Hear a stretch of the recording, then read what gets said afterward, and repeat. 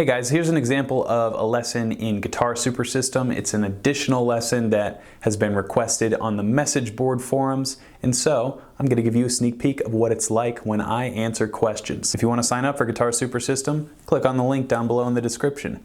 Let's talk about the circle of fifths. I've been getting a ton of questions about the circle of fifths in the message board, so instead of trying to answer it via text, I am going to make a video response. So the circle of fifths is basically like the Google Maps of music theory. It gives you an overall view of what's going on. So this is how you read this thing. When you're going clockwise, each key is a fifth above the last, hence circle of fifths. And you guys know what I mean when I say fifth, right? 1, 2, 3, 4, 5. The fifth interval. So when we're going counterclockwise, each key is a fourth above the last.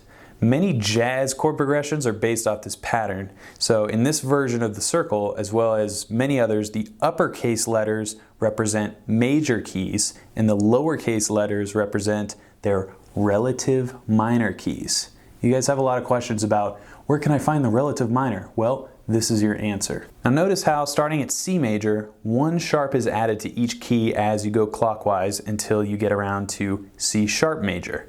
Then it switches to flats that decrease by 1 on each key as you complete the circle. So this is why we have sharps and flats. If these sharps continued past C sharp, that would be way too much stuff to write. So it flips at that C sharp and goes towards flats. Another bonus tip if you're interested, keys that are directly across from each other are tritones. So C to F sharp, those are tritones of each other. So now that you know how to read the circle of fifths and why it exists, let's see how we can actually use it. Now you've seen these Roman numeral symbols before. When you look at these Roman numerals and you analyze different notes in a key or different chords in a key, that is called harmonic analysis. So if we see a nice simple chord progression, 1, 4, 5, 1, you can take the circle of fifths and create that chord progression in any key you want to. So 1, 4, 5, 1 in the key of C would be C, F, G, C.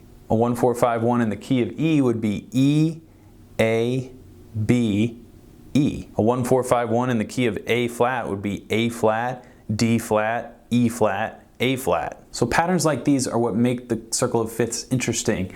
Not only can you figure out any chord progression in any key, but you can take this knowledge and create your own chord progressions by experimenting with various different patterns. So here's a few common chord progressions for you to try out, and maybe you can transpose them to other keys using the circle of fifths. I hope this was helpful for you guys. Post some questions in the comments section, or if you're in Guitar Super System, on the message boards, and I'll be sure to get back to you. Keep shredding. See you soon.